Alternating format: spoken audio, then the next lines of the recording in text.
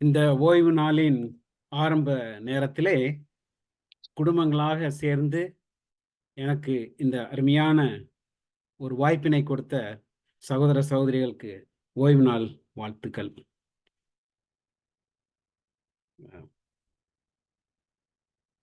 தேவனோடு பகிர்ந்து கொள்வதற்கு முன்பதாக அருமையாக ஜெபம் செய்த சகோதரருக்காக நான் நன்றி சொல்கிறேன்.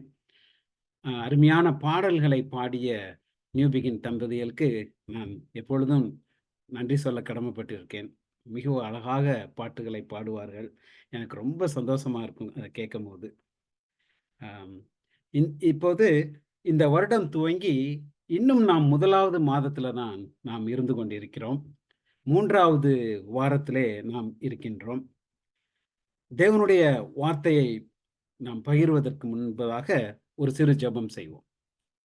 ஓய்வு நாளுக்கும் ஆண்டவராக இருக்கிற எங்கள் அன்பின் தெய்வமே, என்னுடைய நாவை தொட்டருளும். இயேசு கிறிஸ்து நாமத்தினாலே கெஞ்சி கேட்கிறேன் பிதாவே, ஆமென். 2025ஆம் ஆண்டு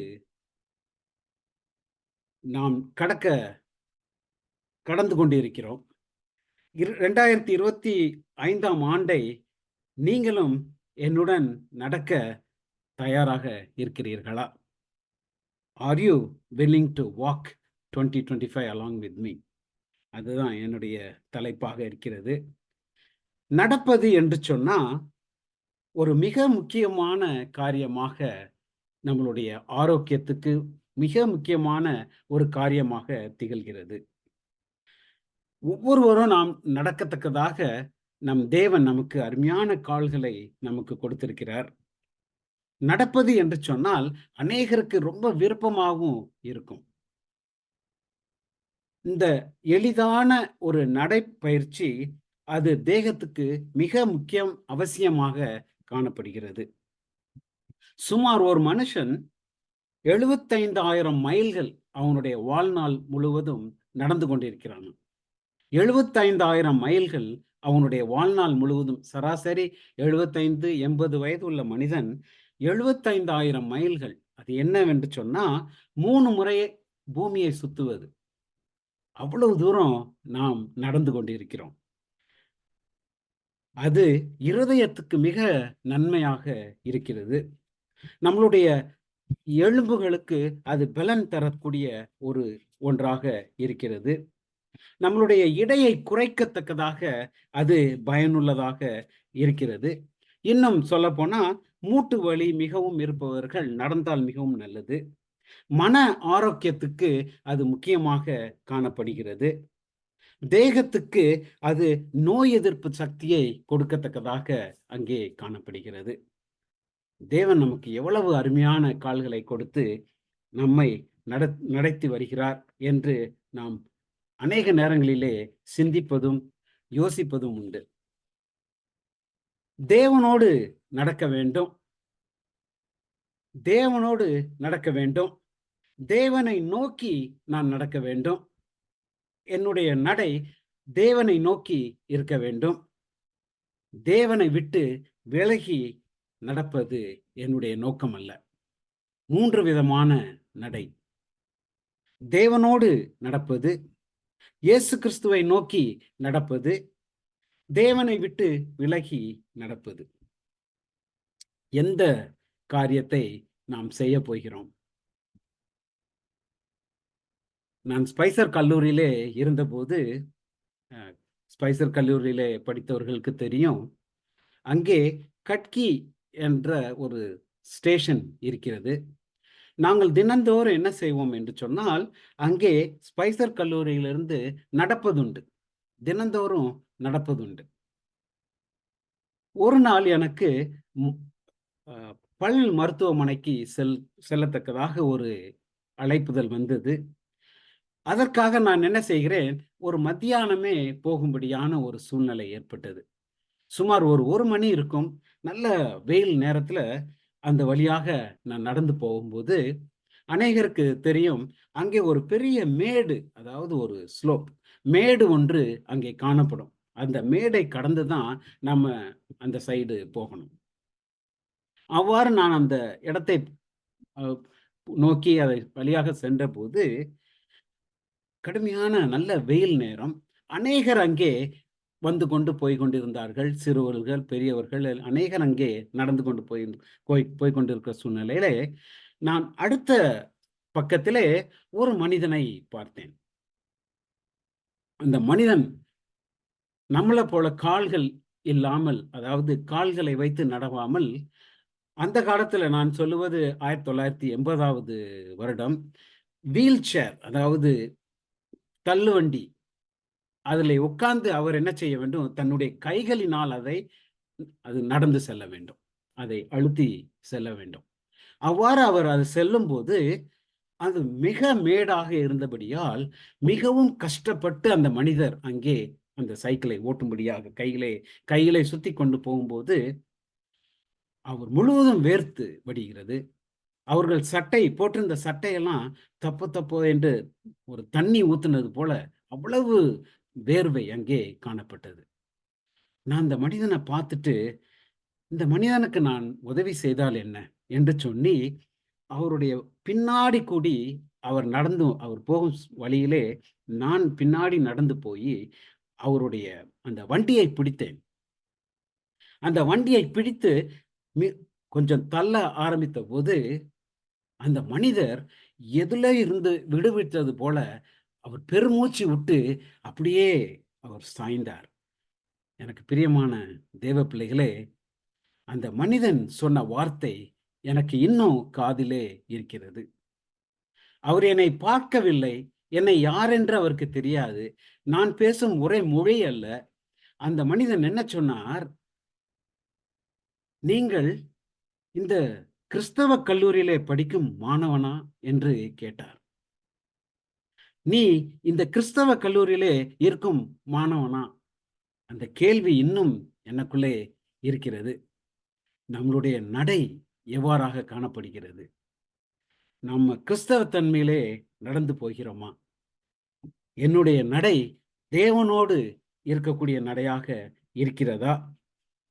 நான் கிறிஸ்துவை நான் ஏற்றுக்கொண்டு, கிறிஸ்துவை நான் தாங்கிக் கொண்டு, கிறிஸ்துவையே நான் எடுத்துக்கொண்டு நடந்து செல்லும் ஒரு அனுபவத்தை அங்கே நான் கண்டேன். எனக்கு பிரியமான தேவ பிள்ளைகளே, அந்த மனுஷன் என்ன சொன்னான்? Are you a Christian?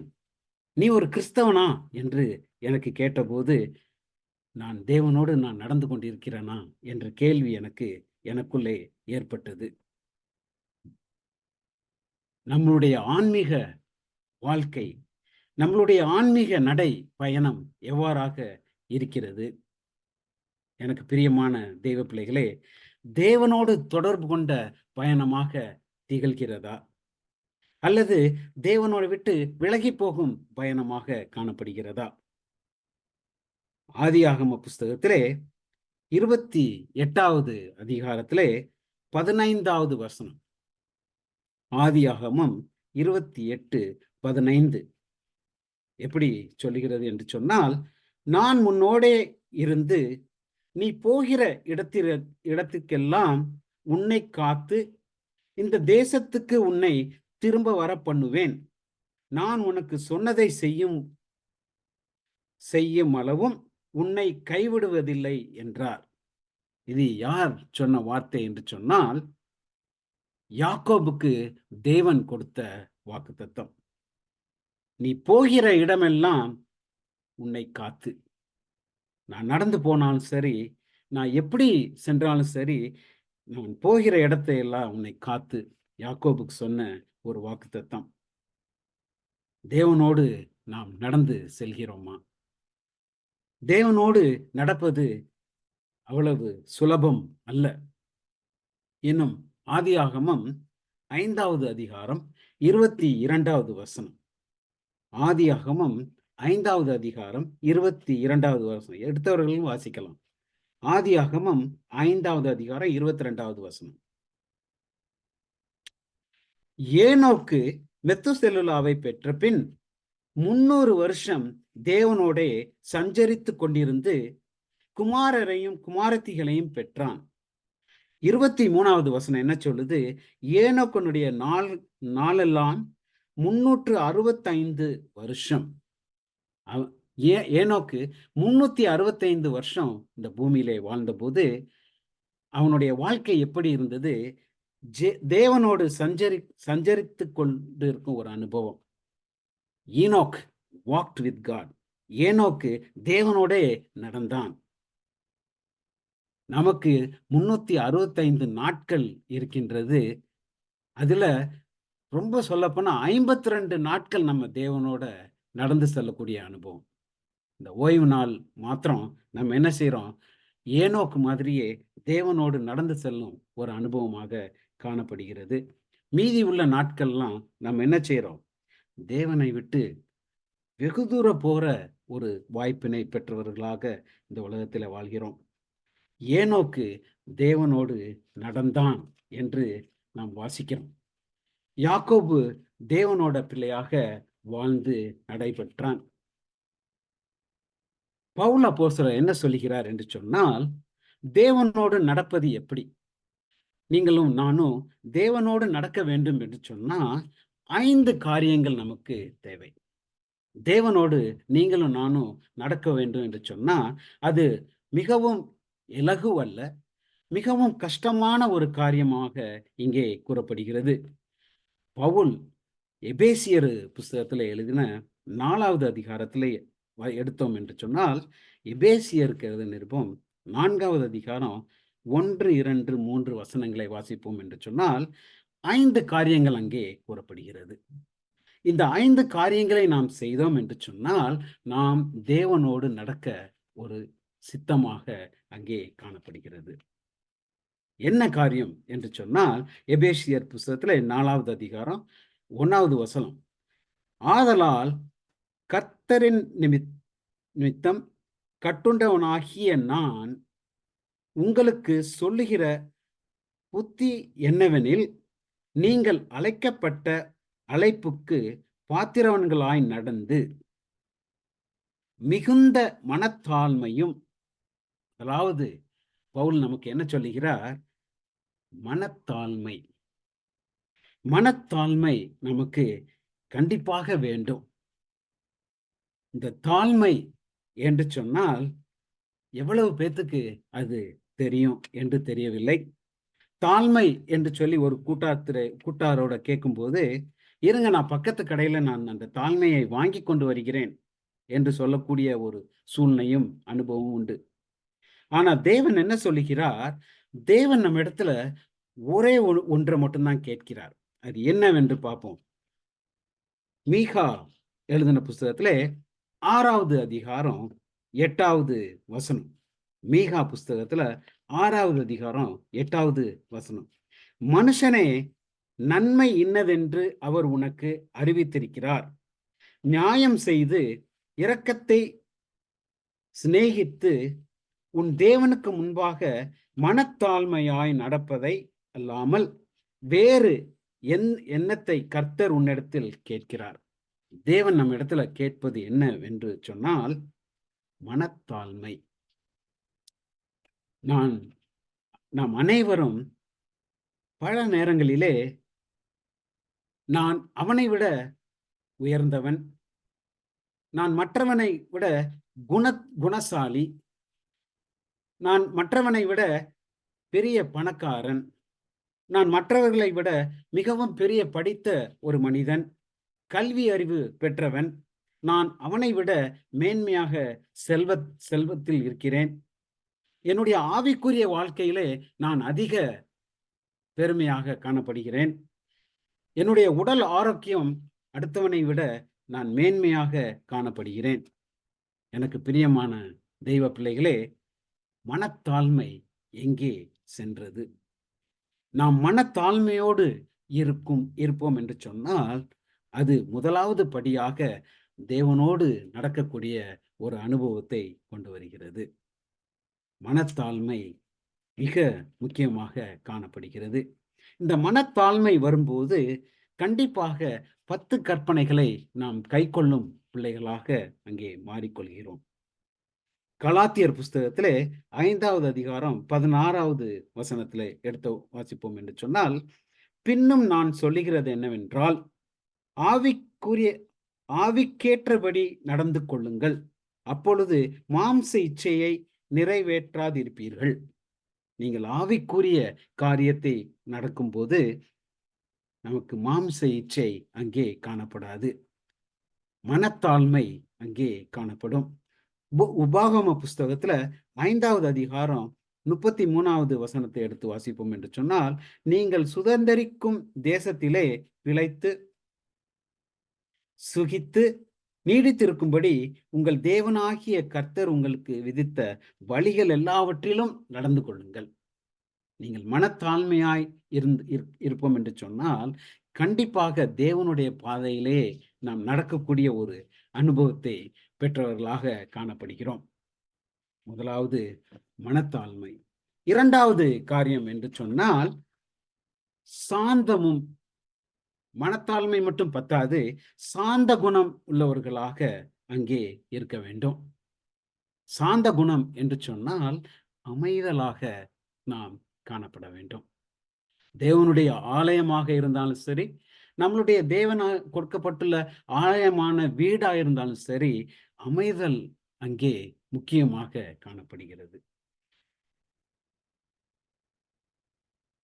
அமைதல் என்று சொன்னால் கணவனுக்கும் மனைவிக்கும் உள்ள ஒரு பந்தமோ, தேவனுக்கும் மனிதனுக்கும் உள்ள ஒரு பந்தமோ, அமைதல் ரொம்ப முக்கியமாக காணப்படுகிறது. சாந்த குணம் நமக்கு தேவை. தேவனோடு நாம் நடக்க வேண்டும் என்று சொன்னால் சாந்த குணம் நமக்கு இருக்க வேண்டும். எதையும் தாங்கிக் கொள்ளக்கூடிய ஒரு அமைதல் நமக்கு இருக்க வேண்டும். எந்த காரியம் நடந்தாலும் அது நன்மைக்கே என்று சொல்லி நாம் நினைத்தோம் என்று சொன்னால் அங்கே நமக்கு அமைதல் உண்டாகும். என்னுடைய காரியம் தப்பாக போய்விட்டதே, நான் ஏன் இந்த கஷ்டத்துல இருக்கிறேன், நான் ஏன் இந்த துன்பத்துல இருக்கிறேன் என்று சொன்னால் அங்கே அமைதல் அங்கே காணப்படாது. எதை கேட்டாலும் எதை கொடுத்தாலும் தேவன் நமக்கு நன்மைக்கே செய்வார் என்ற ஒரு காரியம் நமக்கு இருக்கும் என்று சொன்னால் அங்கே அமைதல் நமக்கு உண்டாயிருக்கும். முதலாவது தாழ்மை நமக்கு தேவைப்படுகிறது. 2வதாக அமைதல் நமக்கு இருக்க வேண்டும். 3வது காரியம் என்னவென்று சொன்னால் பொறுமை, நீடிய பொறுமை. அதாவது சாதாரண பொறுமை இல்ல, நீடிய பொறுமை. எனக்கு பிரியமான பிள்ளைகளே, உங்கள் ஒவ்வொருவருக்கும் தெரியும், கடைகளுக்கு போய் நாம் நிற்கும்போது அந்த கடைகளிலே முன்னப்படி நம்ம சீக்கிரமாக வெளியே போக வேண்டும், சீக்கிரமாக நாம் போக வேண்டும் என்று சொல்லி அங்கே நாம் அங்கலாய்த்து அங்கே இருக்கக்கூடும். நம்மளுடைய பொறுமை எங்கே போனது?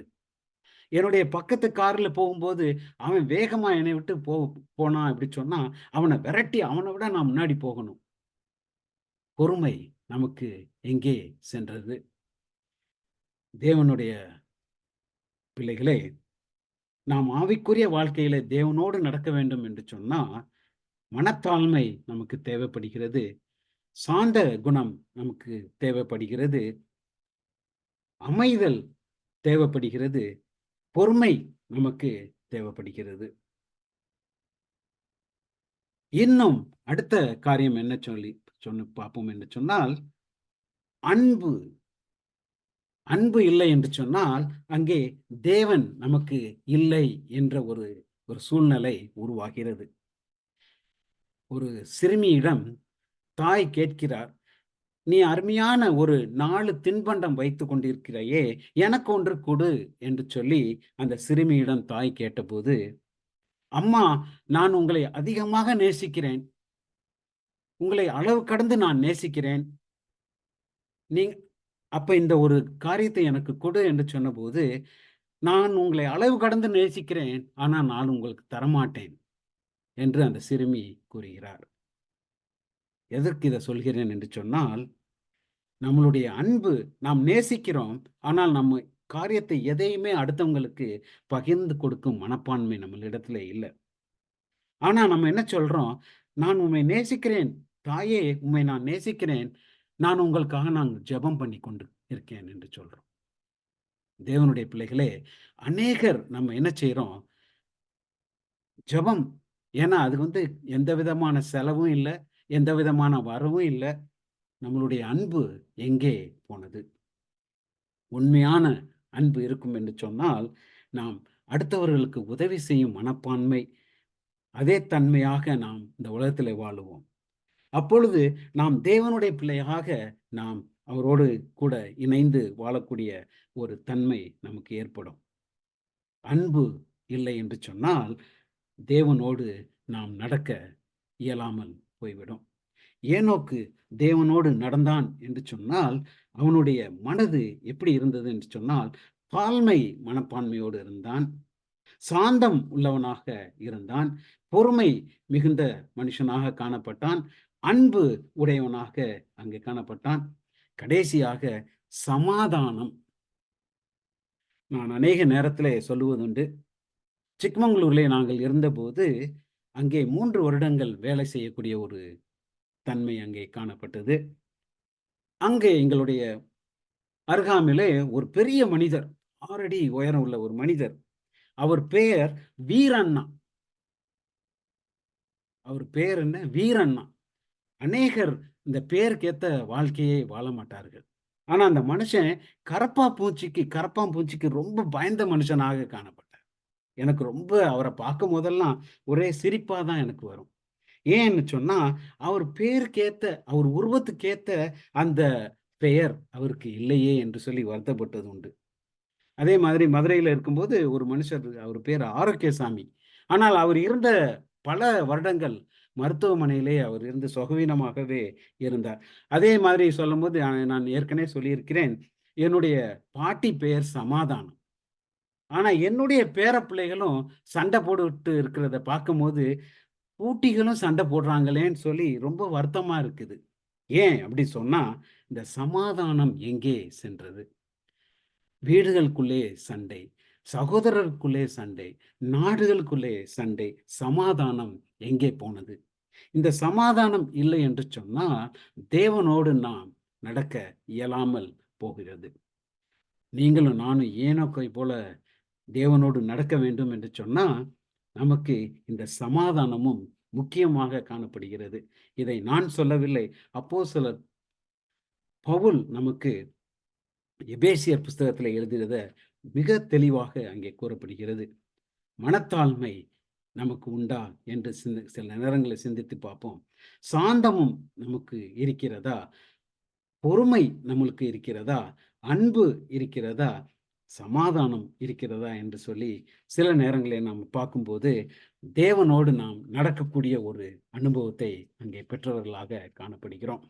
இன்னும் 2வது நடை என்று சொன்னால் தேவனை நோக்கி நடப்பது. இயேசு கிறிஸ்துவை நோக்கி நான் நடக்க வேண்டும். இயேசு கிறிஸ்துவை நோக்கி நான் நடக்க வேண்டும் என்று சொன்னா அது மிக மிக கஷ்டமாக ஒரு காரியமாக இங்கே காணப்படுகிறது. பேதுரு என்ன செய்தான்? இயேசுவோடு அங்கே இருந்த ஒரு மனுஷன். பேதுரு ஒரு மீன் பிடிக்கும் ஒரு தொழிலை சேர்ந்தவன். மீன் பிடிக்க என்று தொழில் என்று சொன்னால் அவன் பெரிய நீந்தக்கூடிய தன்மை படைத்தவனாக இருந்திருக்கக்கூடும். அப்பேற்பட்ட அந்த பேதுரு என்ன செய்யறான்? மத்தேயு 14வது அதிகாரம் 29வது வசனத்தை எடுப்போம் என்று சொன்னால், இயேசு கிறிஸ்துவை கடல் மேல் நடந்து வரும்போது பார்த்ததை மாத்திரத்திலே, இயேசுவே நானும் நடக்க வேண்டும், இயேசு கிறிஸ்துவ இடத்துல போக வேண்டும் சொன்னா நாம் தண்ணீரில் மேல் நடக்க வேண்டும். அதற்கு அவர் வா என்றார். அப்பொழுது பேதுரு படவை விட்டு இறங்கி இயேசுவின் இடத்தில் போக கடல் மேல் நடந்தான். நீங்க தண்ணீர்ல நடக்க வேண்டும், கிறிஸ்துவான இடத்துல போக வேண்டும் சொன்னா தண்ணீரில் மேல் நாம் நடக்க வேண்டும். இன்னும் நீங்க பாப்பீங்கன்னு சொன்னாக்க ஏசாயா புஸ்தகத்திலே 43வது அதிகாரம் 2வது வசனம். ஏசாயா 43:2. நீ தண்ணீர்களில் கடக்கும்போது நான் உன்னோடு இருப்பேன், நீ ஆறுகளை கடக்கும்போது அவைகள் உம்மேல் புரளுவதில்லை, நீ அக்கினியில் நடக்கும்போது வேகாதிருப்பாய், அக்கினி ஜுவாலை உன் பேரில் பற்றாது. தேவன் கொடுக்கும் வாக்குத்தத்தம். நீ தண்ணீர்ல நடந்தாலும் சரி, நீ அக்கினியில் நடந்தாலும் சரி, கிறிஸ்துவானவரிடத்துல போக வேண்டும் சொன்னா, நீ தண்ணீரிலேயும் நடக்க வேண்டும், அக்கினியிலும் நடக்க வேண்டும். அப்பொழுதுதான் நீ கிறிஸ்துவானவரிடத்துல நீ போக முடியும். பேதுரு தண்ணீரில் மேல் நடந்து கிறிஸ்துவானவரிடத்துல போகும்போது, அவனுடைய அனுபவம் எப்படி இருந்தது? அவன் செய்த ஒரு அந்த ஒரு கஷ்டமான காரியம், மனிதர்களால் செய்ய முடியாத ஒரு காரியத்தை அங்கே பேதுரு கிறிஸ்துவானவரை கொண்டு செய்தான் என்று பார்க்கிறோம். தேவனோடு நடப்பது, தேவனை நோக்கி நடப்பது, நம்மளுடைய நடைப்பயணம் எப்படி இருக்கிறது? தானியேல் புஸ்தகத்தை எடுத்து வாசிப்போம் என்று சொன்னால், அங்கே நான் 3 பேரை தூக்கி நெருப்புக்குள் போட்டேன். ஆனால் அங்கே 4வது ஒருவரோடு நீங்கள் அங்கே உலாவிக் கொண்டிருக்கிறதை, நடந்து கொண்டிருக்கிறதை காண்கிறேன் என்று சொல்றார். கிறிஸ்துவானோரோடு இருப்போம் என்று சொன்னால், நாம் அக்கினியிலும் அங்கே நடக்கக்கூடிய பிள்ளைகளாக காணப்படுகிறோம். தானியேல் புஸ்தகத்திலே 3வது அதிகாரம் 25வது வசனம். அதற்கு அவன், இதோ 4 பேர் விடுதலையாய் அக்கினியில் நடுவிலே உலாவுகிறதை காண்கின்றேன். அவர்களுக்கு ஒரு சேதம் இல்லை. 4ஆம் ஆளின் சாயல் தேவபுத்திரனுக்கு ஒப்பாயிருக்கிறது என்றான். அரசன் அந்த 3 பேரை தானே போட்டோம், 4வது ஆள் யாரு என்று அங்கே பார்க்கும்போது, அங்கே கிறிஸ்துவானவர் அவர்களோடே கூட நடந்தார் என்று அங்கே பார்க்கிறோம். தேவனுடைய பிள்ளைகளே, நாம் தேவனோடு நடக்கிறோமா? தேவனை நோக்கி நடந்து கொண்டிருக்கிறோமா? சிறிது நேரம் யோசித்து பார்ப்போம். என்னுடைய திருச்சபை விசுவாசிகளே, 3வது நடை, நம்மளுடைய நடை எப்படி இருக்கிறது என்று சொன்னா, தேவனை விட்டு விலகி நடக்கும் பாதையாக இருக்கிறது. தேவனை விட்டு விலகி செல்லும் ஒரு நடைப்பயணமாக காணப்படுகிறது. அநேகர், என்னையும் கூட சேர்த்து சொல்கிறேன், அநேகர் தேவனை விட்டு விலகி போகும் நடையிலேயே நாம் நடந்து கொண்டிருக்கிறோம். மத்தேயு புஸ்தகத்திலே 19வது அதிகாரத்தை எடுப்போம் என்று சொன்னால், ஒரு பெரிய ஐஸ்வர்யவான், இது எல்லாத்துக்கும் தெரிஞ்ச கதை தான். பெரிய ஐஸ்வர்யவான் என்ன செய்யறான்? இயேசுவின் இடத்துல வந்து, தேவனே, நான் எல்லா காரியத்தையும் நான் செஞ்சு நான் ரொம்ப நல்லவனா இருக்கேன். அவன் என்ன சொல்றான்? தேவனே, நான் உன்னோடு எப்பொழுதும் நடந்து கொண்டிருக்கிறேன். நான் ஈனோக்கை போல நடந்து கொண்டிருக்கிறேன். எனக்குள் சமாதானம் இருக்கிறது, எனக்குள் அமைதி இருக்கிறது, எனக்குள் சாந்த குணம் உள்ளது, நான் தாழ்மையாக இருக்கிறேன் என்று சொல்லி தன்னைத்தானே அவன் என்ன செய்யறான்? அந்த 5 காரியங்களும் என்னிடத்தில் இருக்கிறது, நான் தேவனோடு நடந்து கொண்டிருக்கிறேன் என்று கிறிஸ்துவானிடத்துல வந்து சொல்லுகிறான். நாமும் கூட அநேக நேரங்களிலே இந்த காரியத்தை தான் நாம் செய்து கொண்டிருக்கிறோம். தேவனே, நான் உம்மோடு தான் நடந்து கொண்டிருக்கிறேன், ஆலயங்களுக்கு தவறாமல் சென்று கொண்டிருக்கிறேன், காணிக்கைகளை தவறாமல் நான் செலுத்திக் கொண்டிருக்கிறேன், நான் ஒவ்வொரு ஓய்வு நாளும் வேதம் வாசிக்கவும், அங்கே மூப்பராக வேலை செய்யவும் எனக்கு எல்லா தகுதியும் இருக்கு என்று சொல்லி நாம் என்ன செய்யறோம்? ஈனோக்கோடு நான் நடந்து கொண்டிருக்கிறேன் சொல்லி கிறிஸ்துவானிடத்துல நாம் சொல்ல வருகிறோம். ஆனால் தேவனுடைய பிள்ளைகளே, நாம் தேவனை விட்டு விலகி செல்லும் பிள்ளைகளாகவே காணப்படுகிறோம். என்ன சொல்றான்? தேவனே, என்னிடத்துல தாழ்மை உண்டு, என்னிடம் சமாதானம் உண்டு, என்னிடம் பொறுமை உண்டு, எனக்கு அன்பு உண்டு, எல்லாரோட சமாதானத்தையும் நான் அங்க வைத்திருக்கிறேன் என்று சொல்றான். இந்த மனிதன் அன்போடு இருப்பான் என்று சொன்னா, அவன் முதலாவது ஐஸ்வர்யவானாக இருந்திருக்கவே முடியாது. தேவனுக்கு பிள்ளைகளோட நாம், தேவ பிள்ளைகளாக இருக்கிற நாம் ஐஸ்வர்யவானாக இருந்தோம் என்று சொன்னா, தேவன் கொடுக்கும் நமக்கு ஒரு வார்த்தை என்னவென்று சொன்னால், அதற்கு இயேசு, நீ பூரண சற்குணராய் இருக்க விரும்பினால் போய் உனக்கு உண்டானவைகளை விற்று தரித்திரர்களுக்கு கொடு, அப்பொழுது பரலோகத்தில் உனக்கு பொக்கிஷம் உண்டாயிருக்கும், பின்பு என்னை பின்பற்றி வா என்றார். மத்தேயு 19வது அதிகாரம் 21வது வசனம். நீ உன்னுடைய ஆஸ்தியை விற்று ஏழைகள் தரித்திரருக்கு கொடுத்து விட்டு பின்பற்றி வா என்று மிக அழகாக அங்கே கூறும்போது, அவன் மனது எப்படி இருந்தது? மத்தேயு 19வது அதிகாரம் 22வது வசனம். அந்த வாலிபன் மிகுந்த ஆஸ்தி உள்ளவனாயிருந்ததால் இந்த வார்த்தையை கேட்டபொழுது துக்கமடைந்து போய்விட்டான். என்ன செய்ய? கிறிஸ்துவை விட்டு சென்று விட்டான். எனக்கு பிரியமான பிள்ளைகளே, நம்மளுடைய நடை நம்மளுடைய நடை எப்படி இருக்கிறது? தேவனோடு நடப்பதாக இருக்கிறதா? தேவனை நோக்கி நடப்பதாக இருக்கிறதா? இல்ல தேவனை விட்டு விலகி நடக்கும் பிள்ளைகளாக நாம் இந்த உலகத்திலே வாழ்கிறோமா? இன்னும் பார்க்கும்போது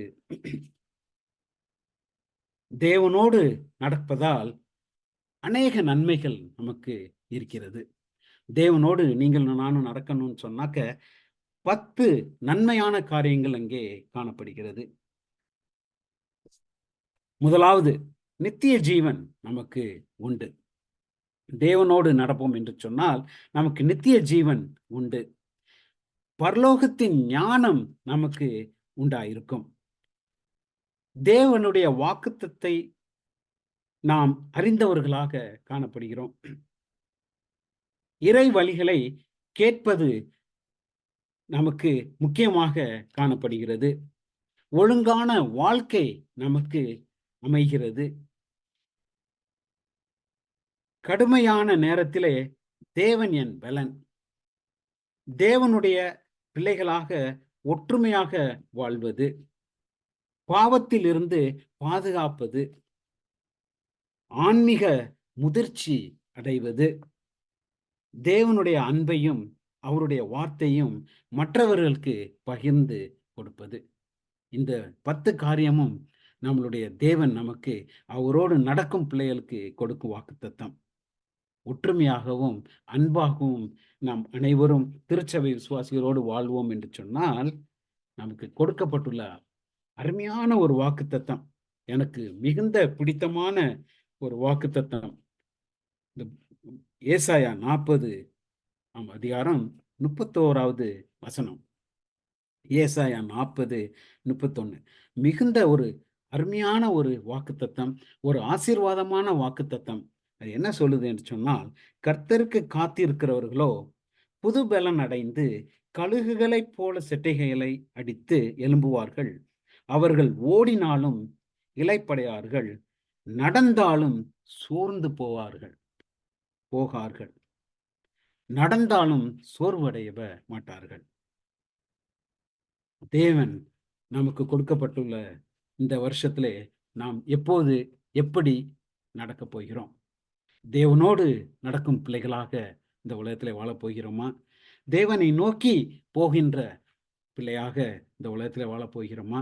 இல்லை தேவனை விட்டு விலகி நாம் நடந்து போகிறோமா? நீங்கள் தான் தீர்மானம் பண்ண வேண்டும். தேவன் தான் அப்படி நம்மளுடைய தீர்மானத்தை பண்ணும்போது இன்னுமாக நமக்கு பலன் கொடுத்து, கழுகுகளைப் போல நமக்கு பலன் கொடுத்து, செட்டைகளை விரித்து நாம் ஓடினாலும் நடந்தாலும் ஒருபோதும் சோர்வடைவதில்லை. நாம் நடக்கும்போதும் தேவனோடு நடப்போம். அப்படி தேவனோடு நடக்கும்போது கண்டிப்பாக கிறிஸ்துவானவர் வரும்போது நம்மளால் ரட்சிக்கப்பட்ட அனைவரும் அந்த பரம கானானிலே சேரத்தக்கதாக தேவன் தாமே நமக்கு ஆசீர்வாதத்தை கொடுப்பாராக. ஆமென்.